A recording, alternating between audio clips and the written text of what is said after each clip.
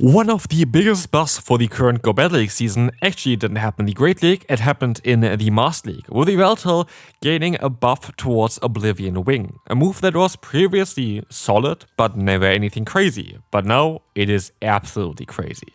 We're going to have an interesting team here. We have Yveltal, Zacian, as well as the Shadow Metagross as our Saesop. Metagross, one of the big winners of the season as well, so we have two buff Pokemon and we're going to go up against just a buff Pokemon. So, what happened to Oblivion Wing for the people who are oblivious? We're going to have here Oblivion Wing with the boost to its own defense. You have a guaranteed defense boost chance on this move now, and it completely changes the trajectory of this Pokemon with that, because basically having a self boost that is guaranteed for either attack or defense is a massive for a move. Like, it's absolutely massive. It's kind of the best thing that can happen for a move, that you're going to be able to get like an own attack or defense raise, because that can change quite a bit. This can steamroll through entire teams, which we will see here today as well.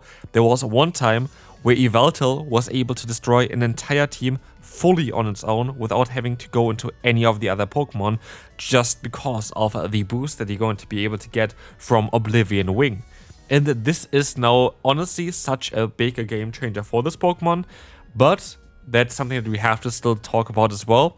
The current meta itself is not ideal for Yveltal, which makes it balanced though. Otherwise, if it was like a meta where Yveltal really excels, it would be absolutely broken. But right now, there are a lot of Pokemon that are faster, there are a lot of Pokemon that are Fairy type. That makes it of course all a little bit more difficult to run this Pokemon. And here we're going to see the Metagross against us in Elite. They're running the fast move of Bullet Punch, which is a clone of our fast move of Sucker Punch. So yeah, they're going to do a lot of damage, they're going to do a lot of energy generation. But what I decided to do is, I decided to catch the move. Why did I do this? I don't know yet what they have in the back. What I do know is that I could stockpile later on the defense boost onto my Yveltal and have a big advantage with that, and that's what I'm trying to do here. As you can tell, seeing Pitta against the Annihilate from the opponent, we are going to be able to let the move go, they're going to knock us out, and that's fine. We have two moves stored on Yveltal, which means this charge move is going to be enough to knock them out.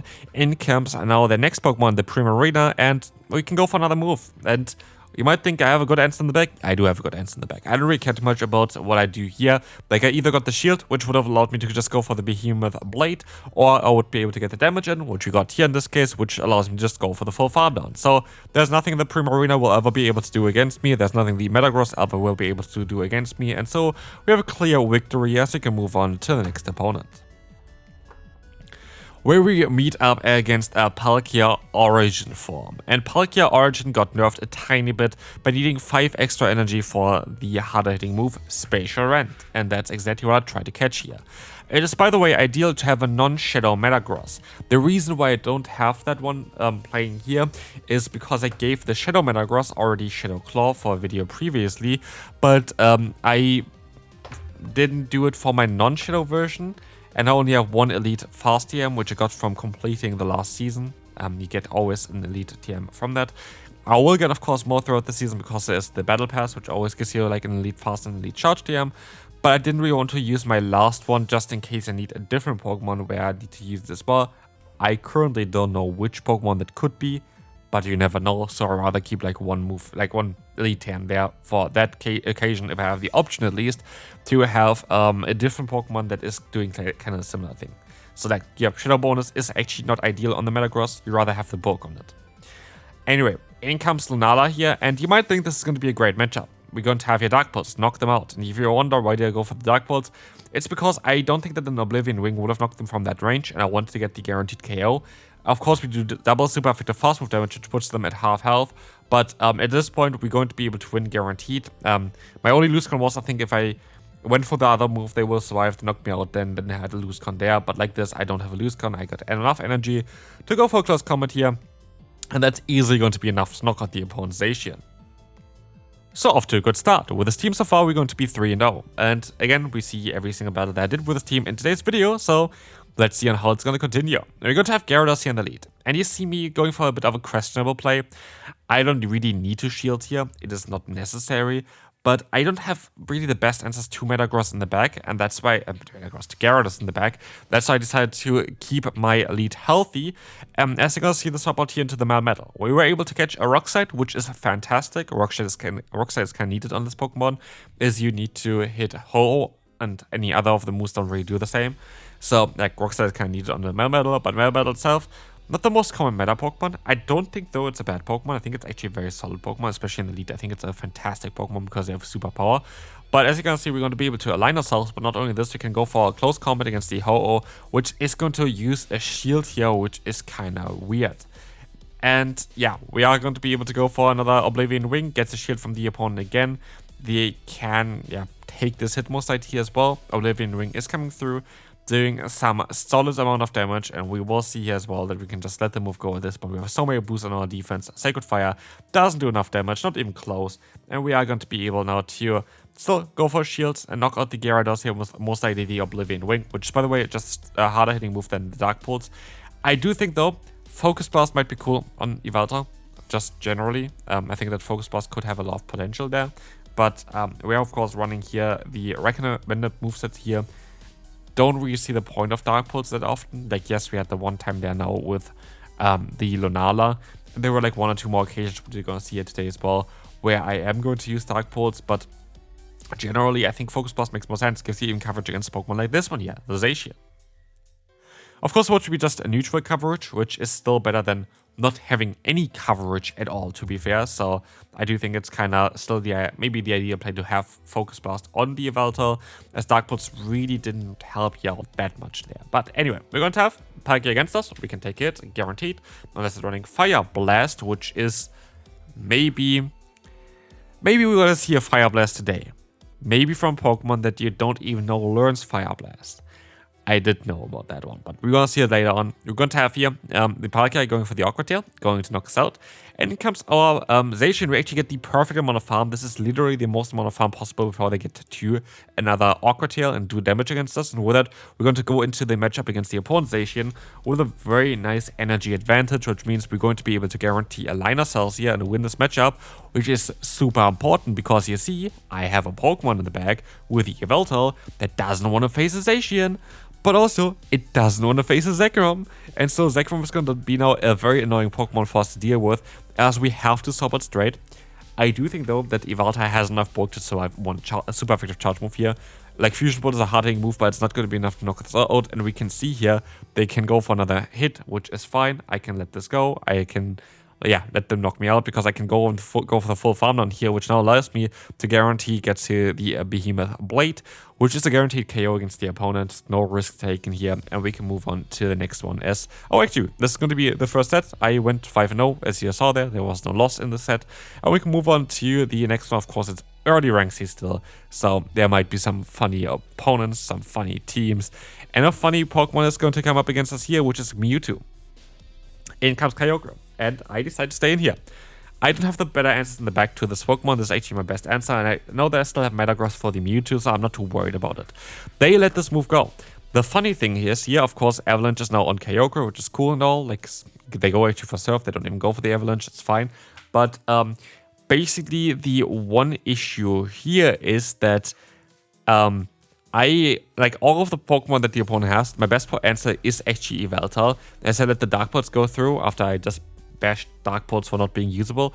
I'm actually going to be in a position where I'm now up against Mewtwo, and while I don't have that much health left, if they are running Shadow Ball and Hydro Cannon, Hydro Cannon Mewtwo would be kind of crazy. Shadow Ball and Psystrike, we would be able to most likely still take a hit, because we're at such high defense now with Yveltal that they don't do damage anymore. And I want to test this out, and as you see, the opponent just kind of forfeits, and I did not even swap into my other Pokemon. My other Pokemon didn't hit the field at all throughout the entire battle. Which will change here, because you know my usual play, I go one before I get to the charge move and then swap out, because I try to catch the Spatial Rent, which is 99% of the times coming through here. You can play out, by the way, the Yveltal matchup in the lead. It is not a bad matchup if you go into the two-shield scenario against the Palkia. I will check it real quick, but I'm fairly certain you even should be able to win the matchup against Palkia in the two-shield scenario as an Yveltal, because Yveltal now has, of course, access to the boost that is going to be quite beneficial for you. yeah, in the matchup there over a long period of time, because you should be able to take the hits then afterwards quite easily. And yes, indeed, you are going to be able to win in the one shields. You're not going to be able to win the two shields apparently, but I do think it's because they usually bait with Awkward Tail and you shield the Awkward Tail baits. If they wouldn't bait, I would assume that this would be looking a bit differently. So like, it's actually a very solid play to even stay in the beginning. So that is kind of something that I would recommend you even for if you want to play this team yourself. But yeah, as you can see here, there's going to be the Kyurem coming in. We're going to have the Oblivion Wing again. Oblivion Wing is going to do a lot of damage. Not enough to knock them out here though, but it's going to be enough to put them into farm range for our Zacian. And with that, we're going to be able to win yet another game. Can we continue the streak? So far, 7 games, 7 wins. And here is what you saw maybe in the beginning as well when I showcased the team and I showcased the PvP ranking. There is a weakness to this team, and the weakness is literally looking at us right now. Reshiram. Reshiram is awkward. Reshiram has access to Stone Edge, a super effective hit against us, but also it has super effective damage against our backline, so there is no clear answer. Another very awkward Pokemon is the Zekrom, which you saw already earlier that we beat there as well, but Reshiram here is going to be a bit of a different cup of tea. I tried to catch a Stone Edge, but I wasn't able to do so. So all my energy does likely not go to waste because I have still 1 HP left, but it could have been so much better. At the end of the day, that I didn't catch a fire move was actually better for me. But we're going to have, the Dialga coming in. We're going to be able to go for the one-shot before they do anything, but now it depends on what they have in the back, and it's Tyranitar. And generally speaking, I'm not that worried about it. Like, if they have Brutal Swing and Stone Edge, I'm going to be totally okay. But if you can already imagine, based on what I said previously, this might not be the case. Because Tyranitar learns another move that I was very well aware of, by the way, and I was thinking of using myself, which is going to be Fire Blast. And it actually one-shots our Zacian. Well done there. Honestly, that was really, really cool. And we can move on to the next one, where we will face an Annihilate. And I misplayed this one, and I knew I misplayed this one immediately when I did it. But yeah, I was not counting directly, and I should have counted because I was like, that's too fast for Ice Punch. But I don't really want to get hit by an Ice Punch, and there's no way they just go straight Rage Fist against the Dark-type Pokemon, right? They went straight to Rage Fist against the Dark-type Pokemon. So maybe they don't have Ice Punch. If they run Annihilate in the Master League already, it's kind of a bit awkward. They do have Ice Punch, so I'm just in a very bad spot now. Now their non-legendary Pokemon nearly knocked out my legendary Pokemon and pressured me quite a bit to the point where they have now the Farm Down potential, and they swap out into their Dialga as I can swap out into my own Metagross. And yet again, I make the same mistake. I was thinking this was a bit too fast. And it was a bit too fast. So I should have just went from my gut feeling there as well and go based on that one, but I didn't. I decided to just play it safe, go for the shield, and it was a big mistake because now they can reach another charge move, and it's going to be the Drake Meteor which knocks us out, which would have, by the way, not have happened if I had the non-shadow version of this Pokemon. And I do think that, again, the non-shadow version is way better. They can even get to another Earthquake here. I would have been more slightly, way better, but I just played it better. That was definitely winnable. I played it bad. And again, it's just better to have normal, what's called Metagross compared to the Shadow Metagross. As we see here, though, we're going to have a Primarina against us. That is fine. We are going to be able to go for the, Media Mesh here. This is totally okay for us. This is going to allow us to get a little bit of damage against the Ho-Oh, but so far, we're getting kind of hard-walled. Luckily, actually, here's where the Shadow kind of maybe benefits a bit more. We do quite a bit more damage against the opponent's Ho-Oh than I expected, to the point that we even get to force a shield from them, but we're not going to be able to get to another move. In comes Yveltal, of course, kind of trying to avoid the matchup against the Primarina, but we're still kind of forced to go for shields, and I go even for 2 shields because you know what we have in the back here. The Pokemon that we have in the back is going to be amazing against Primarina, which stops out and gives us now some play, but horrible against the Ho-Oh. And so it's going to be an interesting one on how the final battle is going to go here, as we kind of are, of course, always kind of in a bit of a awkward position, kind of being behind the opponent. But here, I didn't know that they had that much energy, allowing them to get to another charge move here that I didn't really expect. I have to hope that this is going to knock them out. Luckily, it does, and now I can go straight for another move to face my nemesis again, Reshiram. And that's going to be it for this video. Yveltal is cool. Yveltal is really, really strong now. I think I got kind of unlucky in a few of the matchups later on. I could have definitely won at least 1 or 2 of those matches that I played a bit better, which is fine. But still, generally, I went 7-3 with this team. That's not bad at all. and I could have went easily 8-2. So yeah, this good team here. Yveltal, big buff, and hopefully I will see you in the next video. Bye bye.